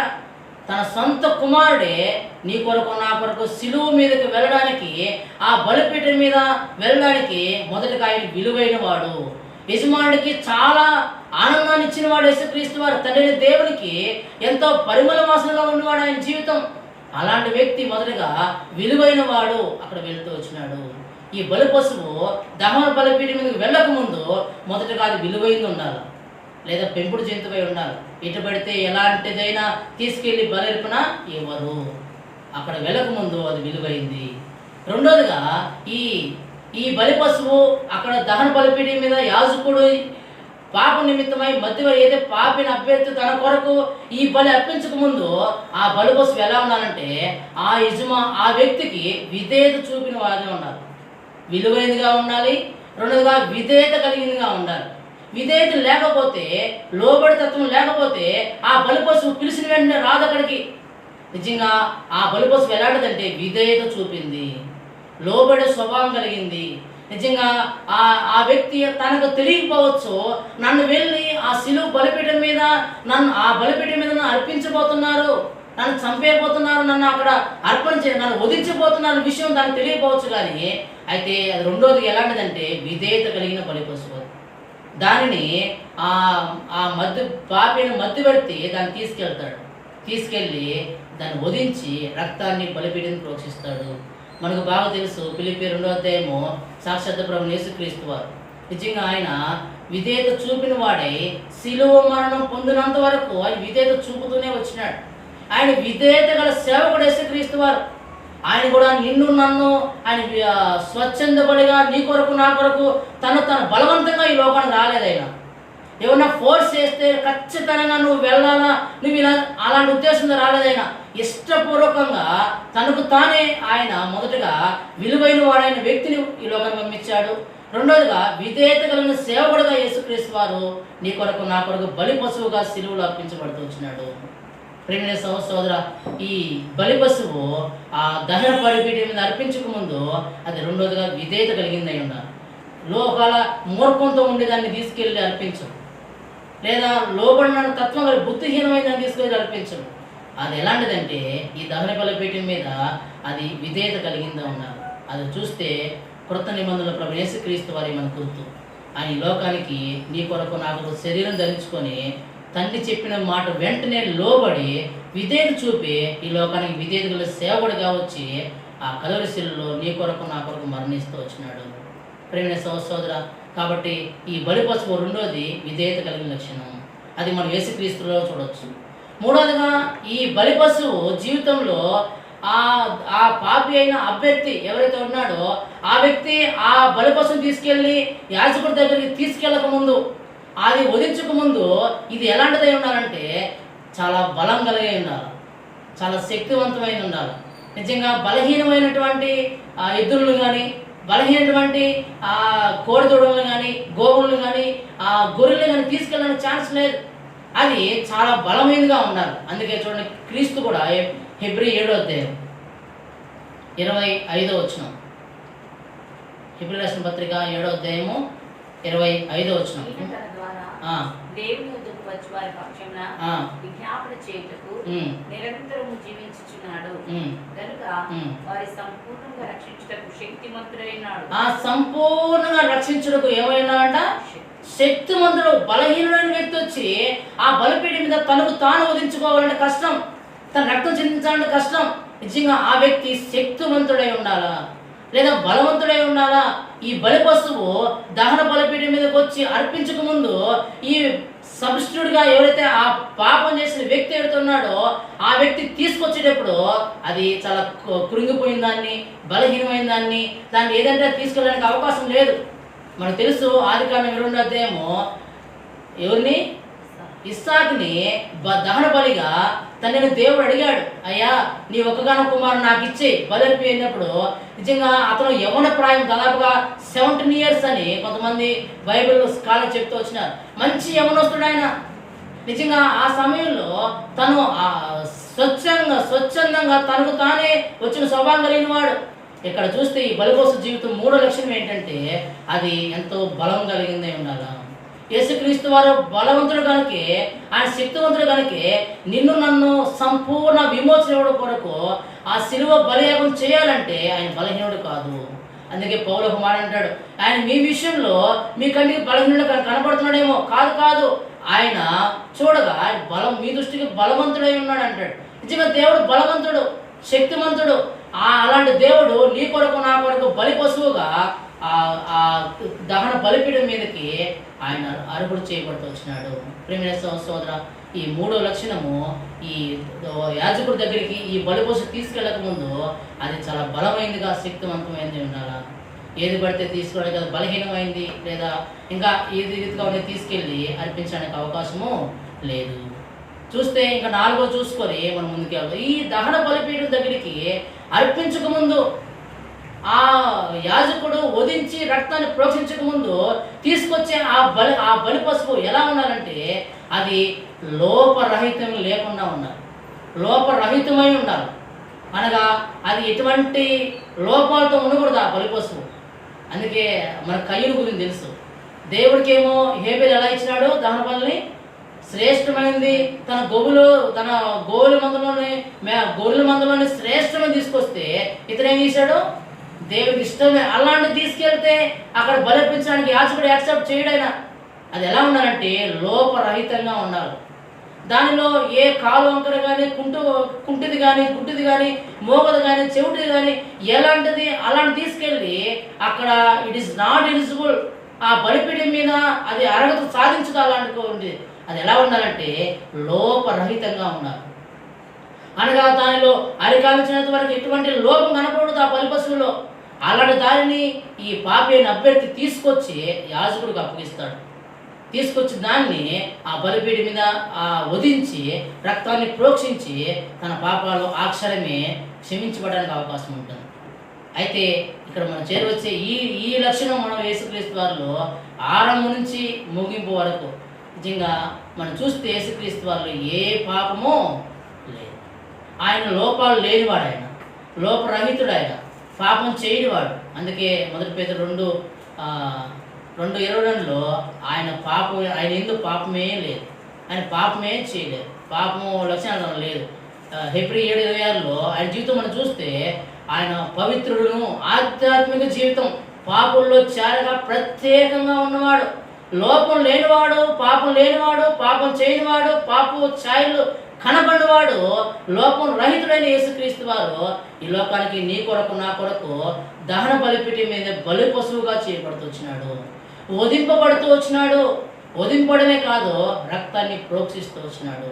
ఆ రక్తం ద్వారా నీకు నాకు గొప్ప విడుదల విమోచన ఇస్తూ వచ్చినాడు. ప్రియమైన సహోదర, ఈ స్వచ్ఛంద బలి ఆ మాటలో మనం చూస్తే ఆ బలి పశువు ఆ యాజకుడి దగ్గర తీసుకెళ్ళక ముందు అది 4 అంతుల అనుభవంలో కనపడాలి. మొదటిగా ఎలా ఉండాలి? అది మొదటిది ఏంటి? ఆ బలి పశువు ఎలా ఉండాలి? అక్కడికి విలువైనదిగా ఉండాలి. రెండోదిగా విధేయత కలిగిందై ఉండాలి. మూడోదిగా బలం కలిగిన శక్తివంతమై ఉండాలి. నాలుగోదిగా లోపరహితం లేదా లోపం లేనిదై ఉండాలి. ఈ 4 అంతుల ఏదైతే అది గోవుల మందు కావచ్చు, లేదా గొర్రెల మందు కావచ్చు, ఎద్దుల మందు కావచ్చు, లేదా పక్షు జాతి కావచ్చు, ఏదైనా సరే వాటిలో ఇలాంటి లక్షణాలు ఉన్న దానిని యాజకుడి దగ్గరికి మధ్యలో పాపైన అభ్యర్థి తీసుకెళ్తాడు. తీసుకెళ్ళి ఏమంటాడు తెలుసా? అయ్యా, ఇదో నా పాప నిమిత్తమై, నా అపరాధ నిమిత్తమై, నా అపవిత్ర జీవిత నిమిత్తమై ఇదో ఇలాంటి బలిపశువుని తీసుకొచ్చినాను, దీన్ని వధించు. వధించిన తర్వాత ఆ రక్తాన్ని ప్రోక్షించు బలిపీఠం మీద. ప్రోక్షించిన తర్వాత అది దేవుడికి ఇంపైన సువాసనగా ఉంటుంది. దేవుడు దాన్ని చూసి ఆనందించేవాడుగా ఉంటాడని మధ్యలో ఆ వ్యక్తి ఈ బలిపశువుని తీసుకొచ్చేవాడుగా ఉన్నాడు. ప్రియమైన సహోదర, నిజంగా ఈ 3 అంతుల అనుభవము ప్రభు యేసుక్రీస్తు వారు లేవా? నిజంగా బలి పశువు యేసుక్రీస్తు వారే. ఆయన లోబడినవాడు, విధేయత కలిగినవాడు, లోపం లేనివాడు, శక్తిమంతుడు. అలాంటి వాడుగా తన్ను తానుగా స్వచ్ఛందంగా అర్పించుకోవడానికి వచ్చిన వాడు ఆయన. రెండోదిగా పాపి అయిన మనుషుడు తీసుకొచ్చాడు దాన్ని. అనగా యేసుక్రీస్తు వారు తన్ను తానే ఆయన నీ కొరకు నాకు అప్పగించుకున్నాడు, బలి పశువుగా వచ్చినాడు. రెండోదిగా ఇంకా 3 అంతుల అనుభవం లేదు న్యూ టెస్టిమెంట్లో. బలి పశువు యేసుక్రీస్తు వారే. ఆ పాపి అయిన అభ్యర్థి ప్రత్యామ్నాయంగా సబ్స్టిట్యూట్గా ఆయన స్థానంలో వచ్చింది యేసుక్రీస్తు వారే. మూడోదిగా హెబ్రీ 4:16 15 ఈయన ఎవరంట? మళ్ళీ చూడండి, 4:15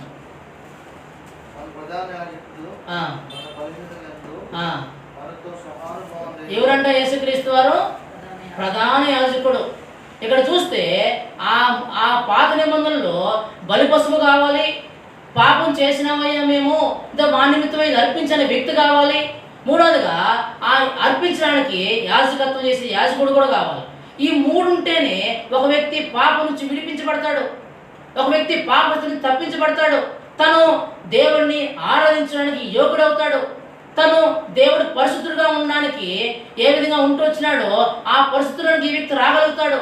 కానీ ప్రభు స్తోత్రము నూతన మీద వస్తువులకి ఆ 3 అంతుల అనుభవము ఒక వ్యక్తిలో మనం చూడవచ్చు. ఆయనే ప్రభు అయిన యేసుక్రీస్తు వారు. చూడండి, హెబ్రీ 10:11 లేదా 5 చూడండి. మొదటిగా హెబ్రీ 10వ అధ్యాయము 5వ వచనం. కాబట్టి ఆయన ఈ లోకమందు ప్రవేశించినప్పుడు ఇలాగ చూపుచున్నాడు, బలియు అర్పణయును కోరలేదు కానీ నాకు ఒక శరీరం అమర్చితివి. 6వ వచనం.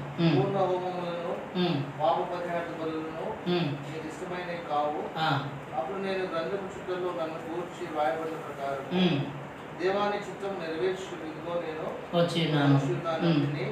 బలులు అర్పణలు పూర్ణ హోమములు పాప పరిహారము బలులు నీవు కోరలేదని అది నీకు ఇష్టమైనవి కావని పైన చెప్పిన తర్వాత ఆయన నీ చిత్తం నెరవేర్చు ఇదిగో నేను వచ్చి ఉన్నానని చెప్పుచున్నాడు. 11వ వచనం.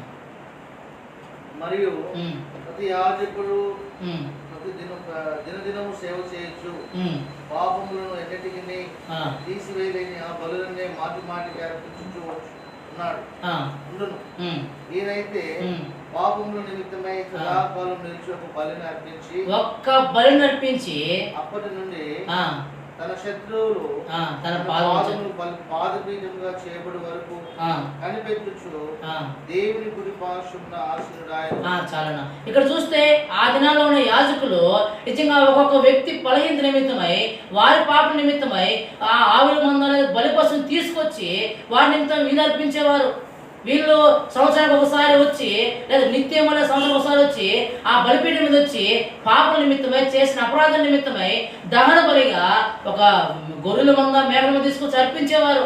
అర్పించినప్పుడు ఆ క్షణమే వారి పాపాలు ఆ క్షణమే వాళ్ళకు ఆ పాపాలు క్షమించబడేవి. కానీ ఇక్కడ చూస్తే నూతన మీదకి వస్తే ఆ యాజకుడు స్థానంలో ఇప్పుడు యేసుక్రీస్తు వారు ఉన్నారు. ఆ నా స్థానంలో ప్రత్యేకంగా యేసుక్రీస్తు వారు ఉన్నారు. ఆ బలి పశువుగా అలాంటి వ్యక్తి లోకానికి రాయబడిన నాకు ఒక శరీరం అమర్చితివి. ఆ గ్రంథపు చుక్కలు ఏవైతే చెప్తూ వచ్చినాయో దాని ప్రకారం ఈ లోకానికి వచ్చినాను, నీ చిత్తం నెరవేర్చడానికి వచ్చినాను. వీళ్ళందరూ యాజకులు రకరకాలుగా సంవత్సరానికి ఒకసారి వచ్చి వాళ్ళ అపరాధ నిమిత్తమై పాప నిమిత్తమై అర్పించేవారు. నేనైతే ఒక్క బలిని ఒక్కసారిగా అర్పించేశాను. ప్రియమైన సహోదరుడా, ఈ దినము ఈ సమయము నా జీవితంలో విమోచన విడుదల కలిగిందంటే ఇంకా మనకు బలులు అవసరం లేదు, ఇంకా అర్పణలు అవసరం లేదు, ఇంకా దహన బలి అసలు అవసరం లేదు ఇప్పుడు.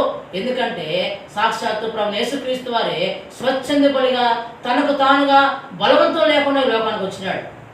రెండోగా ప్రత్యామ్నాయ బలిగా నా స్థానంలో ఆయన ప్రత్యామ్నాయం అవుతూ వచ్చినాడు. అందుకే ఆయన గేమ్స్ ఆడేప్పుడు ఒక దెబ్బ తగిలితే సబ్స్టిట్యూట్ ప్లేయర్ పక్కన ఉంటాడు. అంటే ఆ వ్యక్తి ఇంకా చేయలేడు, ఆయన వల్ల కాదు, ఇంకో వ్యక్తి వచ్చి దాని గేమ్ ఆడతాడు. అనగా నా పాప నిమిత్తమై నిజంగా మన స్థానంలో యేసుక్రీస్తు ప్రత్యామ్నాయ బలిగా చేయబడుతూ వచ్చినాడు. ప్రియమైన సహోదరుడా, ఆ రీతిగా ఒక్కసారిగానే బలి అయిపోయినాడు ఆయన. అందుకే హెబ్రీ 9వ అధ్యాయం 12-13 వచ్చినారు. మేకల యొక్కయు కోడెల యొక్కయు రక్తముతో కాక తన స్వరక్తంతో ఒక్కసారి పరిశుద్ధ స్థలంలో ప్రవేశించెను. ఏలైనగా మేకల యొక్కయు ఎడ్ల యొక్కయు రక్తమును మైలుపడిన వారి మీద ఆవు దూడ బూడిద చల్లుటయు శరీర శుద్ధి కలిగినట్లు వారిని పరిశుద్ధపరిచి నిత్యుడగు ఆత్మ ద్వారా తను తానే దేవునికి నిర్దోషినిగాను అర్పించుకున్న క్రీస్తు యొక్క రక్తము నిర్జీవ క్రియలను విడిచి జీవము గల దేవుని సేవించుటకు మీ మనస్సాక్షిని ఎంతో ఎక్కువగా శుద్ధి చేయను. ఇక్కడ చూస్తే యేసుక్రీస్తు వారి గురించి రాయబడుతూ వచ్చింది. నిజంగా ఆయన తనకు తానే స్వచ్ఛందంగా బలైపోతూ వచ్చినాడు. తన స్వరక్తం ఇచ్చాడు నీ కొరకు నా కొరకు. ఆయనే బలిగా అర్పణగా చేయబడుతూ వచ్చినాడు. ప్రియమైన సహోదరుడా, ఆ దినాల్లో ఆ దహన బలి కొరకు బలి పశువు ఉండాలి, లేదా తీసుకొచ్చే అపరాధంతో ఉన్న వ్యక్తి ఉండాలి, అది అర్పించడానికి యాజకుడు ఉండాలి. ఈ ముగ్గురు లేకపోతే ఒక వ్యక్తి జీవితంలో విమోచన లేదా పరిశుద్ధమైన జీవితం దొరికేది కాదు. కానీ ఇక్కడ అవన్నీ మూడంతల అనుభవము ఒక క్రీస్తులోనే మనం చూసాం. ఆ క్రీస్తే నీ కొరకు నా కొరకు. అందుకే కీర్తన 29:3లో వారు చూడకున్నట్లు నా వీపుని దున్నివేసిరి. మొత్తం నిజంగా ఒక జంతువు బలి పశువు ఏ విధంగా చేస్తూ వస్తారు, నిజంగా చర్మాన్ని ఒలిచే విధంగా యేసుక్రీస్తు వారు నీ కొరకు నా కొరకు బలైపోతూ వచ్చినాడు. ఆయన సిలువలో తాను అప్పగించుకుంటూ వచ్చినాడు. ఇది ఫోర్స్ఫుల్ చేసినటువంటి సాక్రిఫైస్ కాదు, ఇది స్వచ్ఛందంగా తనకు తానుగా వచ్చిన బలి. ఇది ప్రత్యామ్నాయంగా చేయబడిన బలి. ఇది వేరే వాళ్ళ కొరకు అది కాదుగా, నీ కొరకు నా కొరకు ఆయనే ప్రత్యామ్నాయ బలిగా నిజంగా ప్రేమైన సోదర ఆయన చేయబడుతూ వచ్చినాడు. నిజంగా ఈ దహన బలిలో ఆ గుణతనము కనబడుతూ వచ్చింది. అయితే ఇప్పుడు రాయబడుతున్న మాట చూడండి, 14 లేవికాండం 1వ అధ్యాయం 14-15 వచ్చినాడు. అతడు యెహోవాకు దహన బలిగా అర్పించినది పక్షి జాతిలోనైన ఎడల తెల్ల గువ్వలో నుండి గాని పావురపు పిల్లలో నుండి గాని తేవలను. యాజకుడు బలిపీఠం దగ్గరకు దాన్ని తీసుకుని వచ్చి దాని తలను తుడిచి బలిపీఠం మీద దాన్ని దహింపవలను. దాని రక్తమును బలిపీఠం ప్రక్కన పెట్టవలను.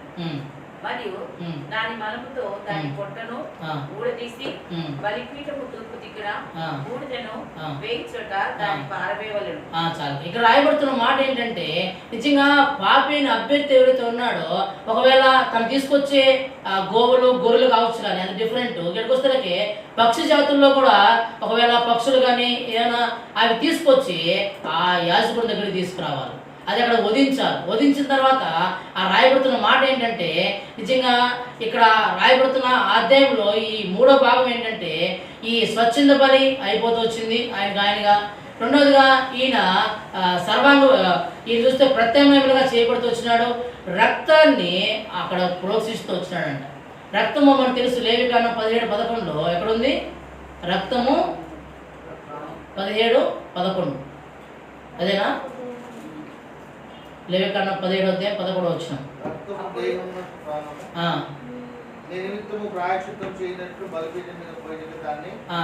కాబట్టి ఈ ఇక్కడ రాయబడుతున్నటువంటి ఈ భాగము రక్తము ప్రాణమునకు, దేహమునకు ప్రాణం. నిజంగా దేహం అన్న శరీరం అన్న ఒకటే. నిజంగా ఈ రక్తము ప్రాణంతో కలిసి ఉంటుంది.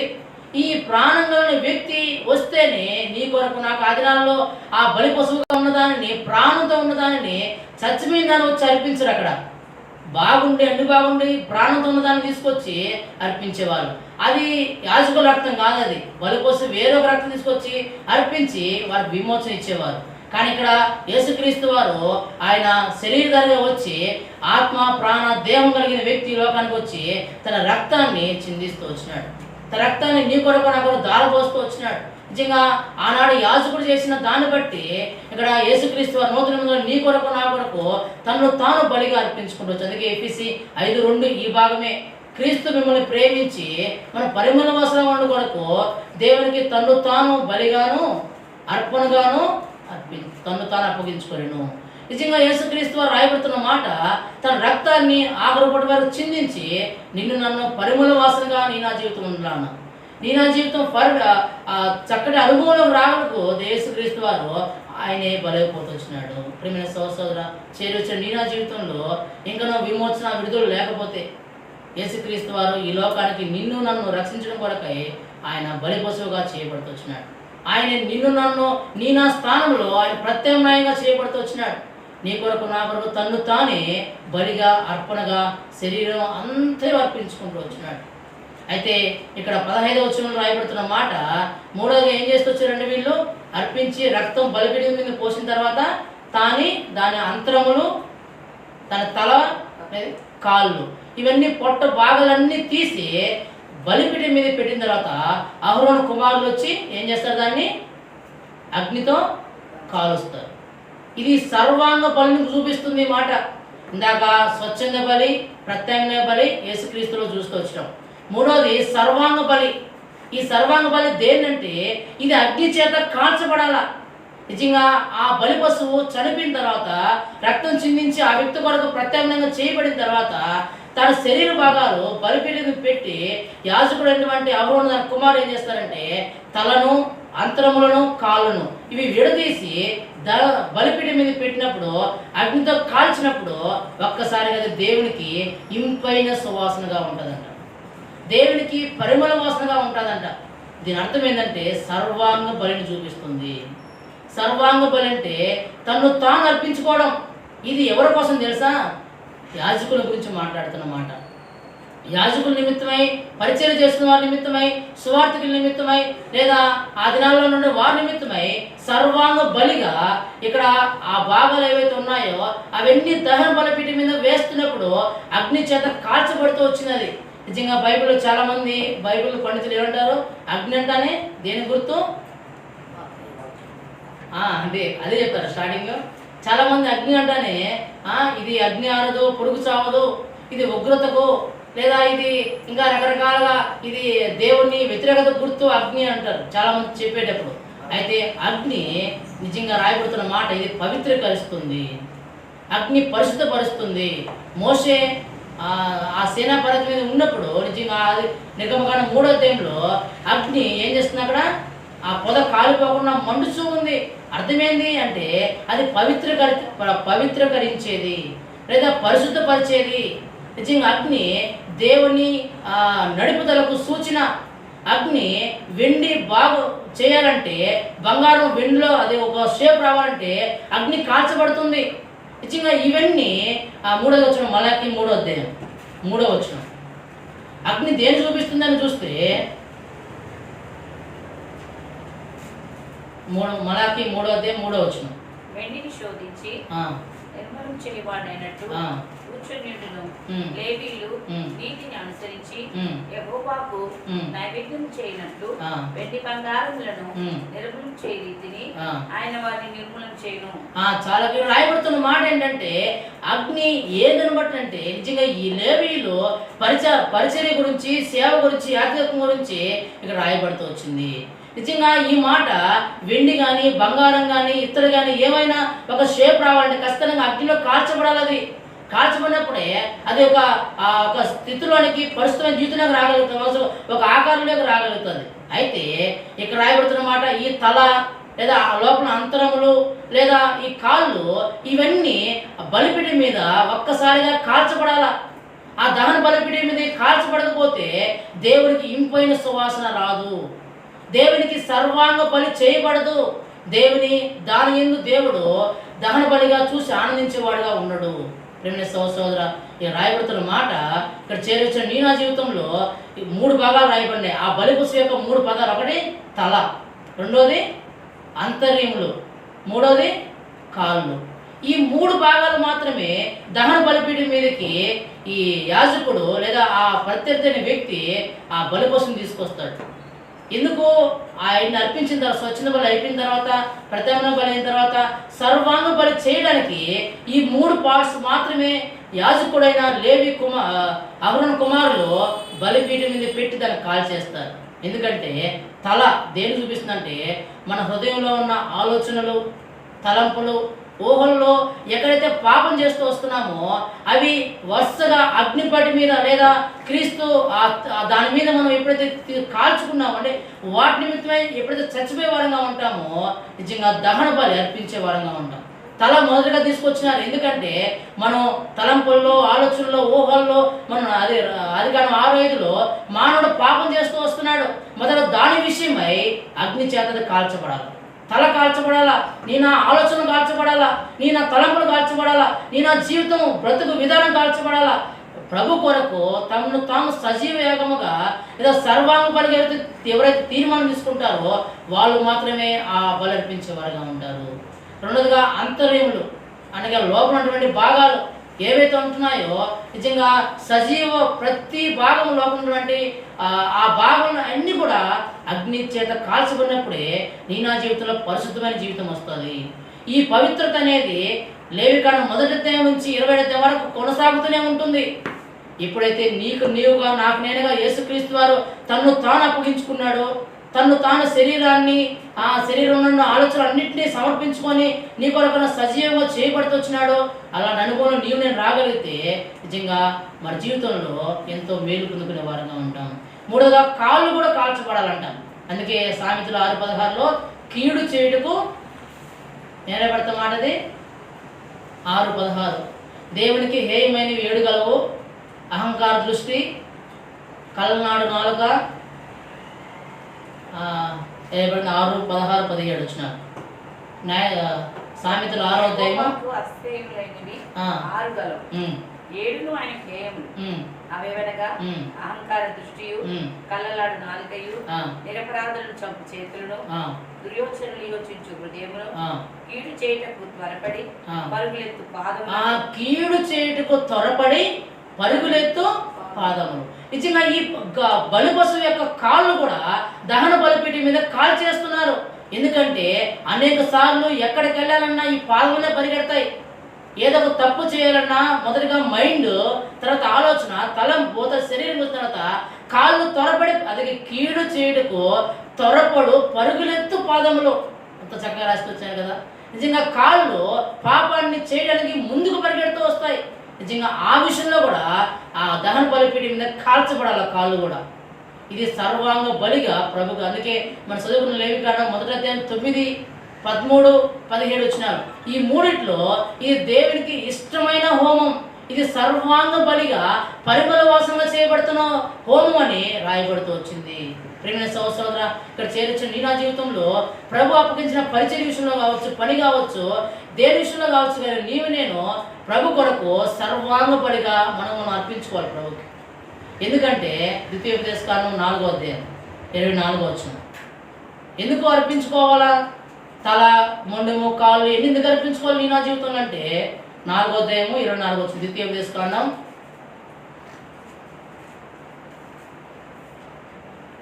కలిసి చదువుకుందాం అన్నమాట. 4వ అధ్యాయము 24వ వచనం.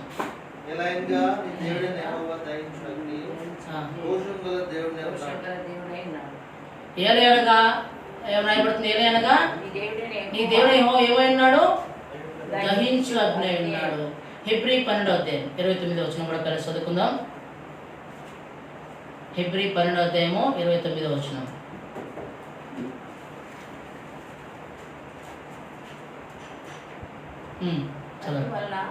మనం నిశ్చలమైన రాజు ఉంటుంది, దైవ కృప కలిగి ఆ కృపను గురించిన వినయ భయభక్తులతో దేవునికి ప్రీతికరమైన సేవ చేయదుము. ఏలైనగా మన దేవుడు దహించు అగ్ని అయినాడు. ఆయనకు వినయ భయభక్తులతో ప్రీతికరమైన సేవ చేయడము. ఏలైనగా ఆయన దహించు. అంటే ప్రీతికరమైన సేవ చేయకపోతే ఏమవుతుందంట? ఆయన దహించేవాడుగా ఉన్నాడు. ఇది హెచ్చరిక కాదు, కానీ నిన్ను నన్ను పవిత్రపరచడానికి అగ్నిని దేవుడు వాడుతున్నాడు. ఇక్కడ అగ్ని కేవలం నరకానికే కాదు, ఉగ్రతకే కాదు, తీర్పుకే కాదు. అగ్ని నిన్ను నన్ను పరిశుద్ధపరుస్తుంది. అగ్ని నిన్ను నన్ను దేవుని వైపు తిప్పుతుంది. అగ్ని అనే బలిపీఠంలో కాల్చబడే జీవితము నిన్ను నన్ను సరైన విధానంలో ఆ బంగారము, వెండి, ఇతర ఏ విధంగా షేప్ తీసుకొస్తుందో, ఒక ఆకారం తీసుకొస్తుందో, ఈ అగ్నిలో కాల్చబడిన నీ నా జీవితం కూడా నీవు నేను అలాంటి అనుభవంలో రాగలుగుతాం. ప్రియమైన సహోదరా, ఇది సర్వాంగ బలి. మూడవదిగా సర్వాంగ బలి దహన బలిలో చేయబడుతూ వచ్చింది. దహన బలిలో భాగంగా చేయబడుతూ వచ్చింది. ప్రియమైన సహోదరా, నీ తల, అందుకే కీర్తన 39 మొదటి నుంచి 6 వచనాలు చాలా చక్కగా మనం చదువుకోగలిగితే, నాకు తలంపు పుట్టక ముందు నేను కూర్చుండుట, నిలబడట నీకు తెలుసు. నేను ఎక్కడికి వెళ్ళినా నువ్వు ఉన్నావు, ఏం చేసినా నువ్వు ఉన్నావు అనగా అనుక్షణము దేవుని సన్నిధిలో వినయ భయభక్తులతో ఆయనకి ఇష్టమైన ప్రీతికరమైన సేవ చేసినప్పుడు నిజంగా దేవుడు నిన్ను పవిత్రపరిచి, ఎలాగైనా నేను పరిశుద్ధులై ఉన్నాను, మీరు కూడా పరిశుద్ధులై ఉండు అన్న మాట నెరవేర్చుకునేవాడుగా ఉంటాడు. ఎందుకంటే ఆయన దహించి అగ్ని ఉన్నాడు. ప్రియమైన సహోదరా, నీ నా జీవితంలో మూడవదిగా దహన బలిలో సర్వాంగ బలి. ఇలాంటి చేసినప్పుడు లేవికాండం 1వ అధ్యాయం చదువుకొని మనం ప్రార్థన చేసుకుందాం. 17వ వచనం కలిసి చదువుకుందాం. లేవికాండం 1వ అధ్యాయం 17వ వచనం.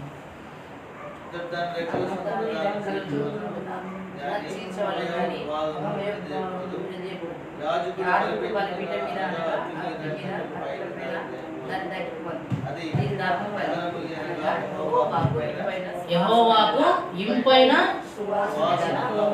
కాబట్టి యేసుక్రీస్తు వారు కూడా తన పరిచర్య ఆరంభించక ముందు లోకస్వార్త 2:40లో ఆ తల్లి అయిన మరియా యేసేపులు ఏం తీసుకొస్తారు ఆయన కోసం? అక్కడికి ఏం తీసుకెళ్తారు?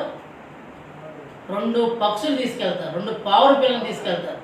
యేసుక్రీస్తు వారి దర్శన ప్రకారము ఆయన ఇంకా పరిచర్య ఆరంభించబోతున్నాడు, పరిచర్య సేవ చేయబోతుంటున్నాడు.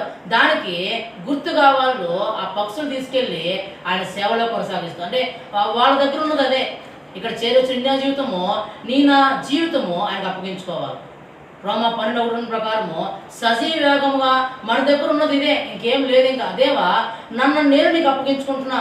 నీ పరిచర్య కొరకు, నీ సేవ కొరకు, నీ పని కొరకు నన్ను నేను అప్పగించుకొని నీ సేవలో కొనసాగించబడుతున్నా. ఇలా చేసినప్పుడు నిజంగా అది దేవునికి ఇంపైన సువాసనగా ఉంటుంది.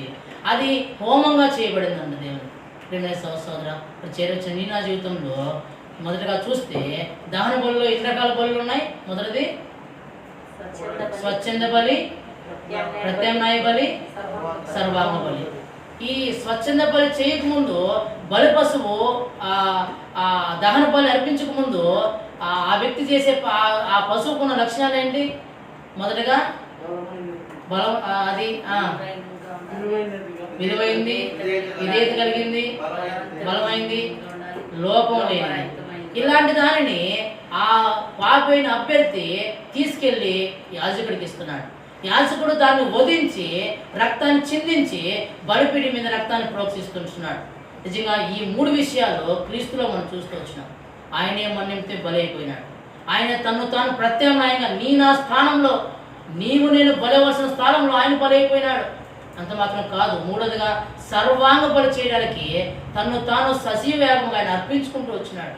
ఒకవేళ నా జీవితంలో ఆ భాగాలు ఏవైతే ఉన్నాయో, శరీర భాగాలన్నీ తల కావచ్చు, ఆంతర్యములు కావచ్చు, మూడోదిగా కాళ్ళు కావచ్చు, ఇవి బలిపీఠి మీద అగ్ని చేత కాల్చుకున్నప్పుడే అది దేవునికి ఇంపైన సువాసనగా ఉంటుంది. అనగా నా జీవితం, నా బ్రతుకు ఏదైతే ఉందో ప్రభు కొరకు, ప్రభు పరిచయ కొరకు మనలో మనం సమర్పించుకొని ప్రభు సేవ, ప్రీతికరమైన సేవ చేస్తే నిజంగా అది దేవునికి ఇంపైన సువాసనగా ఉంటుంది.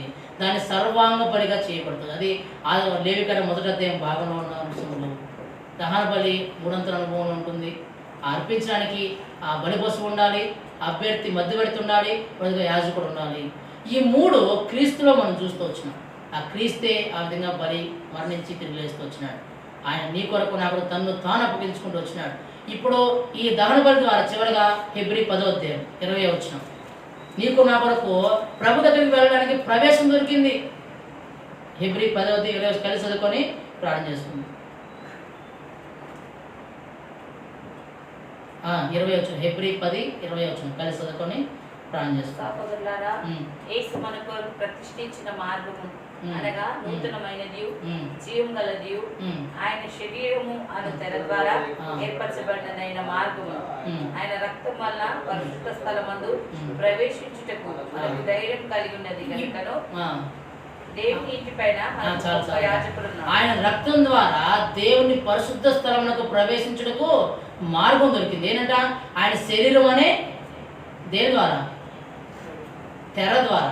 యేసుక్రీస్తు వారు చనిపోయినప్పుడు ఆకాశం నిలువుకి ఏమైంది? తెర చెనిగిపోయింది. కారణం ఏంటంటే ఆ దహన బలి తన్ను తాను స్వచ్ఛందంగా, తన్ను తాను ప్రత్యామ్నాయంగా, తన్ను తాను సర్వాంగ బలిగా ఎప్పుడైతే చేసుకున్నాడో నీకు, నాకు, మనకు దేవునికి మధ్య తెర అట్టంగా చినిగిపోయింది. చినిగిపోయి యేసుక్రీస్తు వారి శిలువ బలియాగం ద్వారా అర్పించుకోవడం ద్వారా మనకు ప్రవేశం దొరికిందండి. ఇప్పుడు నేరుగా ప్రభు దగ్గరికి వెళ్ళొచ్చు. ఇప్పుడు ఏ రకమైన ఎద్దులు అవసరం లేదు, ఏ రకమైనటువంటి బలులు అవసరం లేదు, ఏ రకమైనటువంటి కోడులు, మేకలు, గోవులు అవసరం లేదు, ఏ రకమైన పక్షులు, రకరకాల సాధు జంతువులు ఏం అవసరం లేదు ఇప్పుడు. ఎందుకంటే వీటన్నిటి నిమిత్తమై యేసుక్రీస్తు వారే బలైపోయినాడు. యేసుక్రీస్తు వారే ఆ శరీరం అనే తెర ఒక్కసారిగా శిలువకు అప్పగించబడడం ద్వారా నీ కొరకు నా కొరకు ప్రవేశం దొరికింది ఇప్పుడు. అందుకే యోహాను సువార్త 11:14-6లో యేసు చెప్పిను, నేనే మార్గమును, సత్యమును, జీవమునై ఉన్నాను, నా ద్వారా తప్ప తండ్రి వద్దకు ఎవడను చేరలేడు. ఇప్పుడు తండ్రి దేవుని దగ్గరికి వెళ్ళాలంటే ఇప్పుడు ఈ రకమైన హోమాలు, యాజకత్వాలు ఏ అవసరం లేదు. ఇప్పుడు యేసుక్రీస్తు వారిని దహన బలి ద్వారా, ఆ శరీరాన్ని తెర ద్వారా, బలి అర్పణ ద్వారా నీ కొరకు నాకు డైరెక్ట్గా యేసుక్రీస్తు వారి ద్వారా వెళ్ళాలని దేవుడు అవకాశం వచ్చింది. ఇక్కడ చేరొచ్చు నీ జీవితంలో. ఇంకా నువ్వు మారు మనసు లేకుండా, ఇంకా నువ్వు పాప క్షమాపణ లేకుండా, ఇంకా నువ్వు ప్రభు దూరస్తులుగా ఉంటే యేసుక్రీస్తు వారు మన కోసమే మరణించినాడు. మన పాపం తీసుకొని సిలువై పట్టాడు. ఆయన రక్తం కాల్చి చనిపోయి తిరిగి లేస్తూ వచ్చినాడు. ఆయన చనిపోయి తిరిగి లేడు ద్వారా తండ్రి దగ్గరికి ఒక డైరెక్ట్గా మార్గాన్ని దేవుడు సరళం చేశాడు ఇప్పుడు. కాబట్టి అలాంటి అనుభవంలోకి నువ్వు యేసయ్యను హృదయంలో చేర్చుకొని ప్రభావాలను క్షమించు, నీ రక్తంతో కడిగి పరిస్థితిపరిచి అనగలిగితే దేవుడు నమ్మదగిన వాడు, క్షమించడం శుద్ధ మనసు గలవాడు. క్షమించి నిన్ను ఆయన తన బిడ్డగా, తన సొంతగా చేసుకునేవాడుగా ఉంటాడు. కనుక ఆ దహన బలి ఈ మొదటి అధ్యాయంలో చూసుకోవచ్చు. దేవుడే స్వచ్ఛంద బలి, ఆయనే ప్రత్యామ్నాయ బలి, ఆయనే సర్వాంగ బలిగా చేయబడిన తర్వాత ఇప్పుడు నీకు నాకు డైరెక్ట్గా ప్రభుత్వం వెళ్ళడానికి, ప్రభు దగ్గరికి వెళ్ళడానికి దేవుడు ద్వారాన్ని లేదా మార్గాన్ని తెలుసుకోవచ్చు. అందుకే ఈ బలి ఇంకా గుడారం ద్వారం దగ్గర చేయాలి, లోపల చేయకూడదు. బలిపీఠం ప్రత్యక్ష గుడారంలో ఈ బలి అర్పించకూడదు. కానీ యేసుక్రీస్తు వారు కూడా హెబ్రీ 13:11 నుంచి 10 చదువుకుంటే ఆయన శిబిరము గబిని వెలుపుట మన కోసం వర్ణించాడు. యేసుక్రీస్తు వారు ఇది బయట ఈ బలి అర్పించారు. యేసుక్రీస్తు వారు చూస్తే ఆయన కూడా మన నిమిత్తమై ఆ గొలగొత కొండ మీద నీ కొరకు నాకు గబిని వెలుపుట శిబిరం వెలుపుట నీ కొరకు నాకు బలైపోతూ వచ్చినాడు. ఆయనే తను తాను ప్రత్యామ్నాయ బలిగా చేయబడుతున్నాడు. తను తాను అప్పగించుకొని నీ కొరకు నాకు గొప్ప రక్షణ విమోచన ఆయన పరలోక రాజ్య ప్రవేశాన్ని ఇస్తూ వచ్చినాడు. కనుక అలాంటి అనుభవంలో నేను ఉండాలని దేవుడు కోరుతూ వస్తున్నాడు. అని దేవుడి మాటలను తెలుసుగా ప్రార్థన చేసుకుందాం.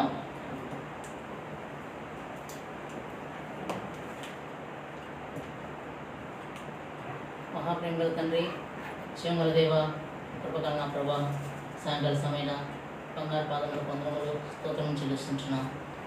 నా తండ్రి, వివేకాండ మొదటి అధ్యాయంలో దహన బలి విషయమై చూపిస్తున్న కాబట్టి వందములు స్తోత్రం చెల్లిస్తున్నాం. నిజమే తండ్రి, నా కొరకు మీరు స్వచ్ఛంద బలిగా ప్రత్యామ్నాయ బలిగా సర్వాంగ బలిగా చేయబడుతున్నారు. తన కొరకు మీ ప్రియకుమారుని లోకాన్ని పంపించి ఆ కలశీల్లో తన ప్రాణం పెట్టి తిరిగి లేయడం ద్వారా మీతో రావడానికి, మీతో సహవాసం చేయడానికి, మీతో నడిపించబడడానికి, మీతో నడవడానికి మీరు తెరిచిన ద్వారంకై హృదయం రస్తూ కనపరుస్తున్నాం. చేర్చిన పిల్లలందరూ ఎవరు హృదయాన్ని అయితే నెమ్మది శాంతాన్ని గ్రహించినారో అందరూ స్తోత్రం చెల్లిస్తున్నాం. మీ చిత్తానుసారంగా దేవా వారు కూడా మిమ్మల్ని అంగీకరించి దేవా ప్రీతికరమైనటువంటి జీవితం కలిగి మీ సేవ చేయడం కూడా సహాయం చేయండి. తీసుకుని తీర్మానం కూడా అందరూ స్తోత్రం చెల్లించుకుంటూ కనకామహిమప్రభుని చెల్లిస్తూ మిగిలిన సమీకరంగా చెల్లించు. యేసుక్రీస్తు వారి అత్యున్నతమైన నామంలో ప్రార్థించి స్తుతించి ముందున్నటువంటి ఆ దినాల్లో కూడా మీరు మమ్మల్ని సిద్ధపరచండి. మీరే సరైన క్రమంలో సరైన విధానంలో మిమ్మల్ని తీసుకెళ్ళి మీ నామం మీరు మహిమకరంగా చేసుకోమని యేసుక్రీస్తు వారి అత్యున్నతమైన నామంలో ప్రార్థించి స్తుతించడం వేడుకున్నాం తండ్రి. మన తండ్రి అయిన దేవుని ప్రేమ, కుమారుడైన యేసుక్రీస్తు వారి కృప, పరిశుద్ధాత్మని సహవాసం చేరవచ్చిన మనకు సకల పరిస్థితులకు ప్రత్యేకంగా నూతన హెబ్రోన్లో ఉన్న ప్రతి ఒక్కరికి సదాకాలం తోడే నడిపించును గాక. Praise lord.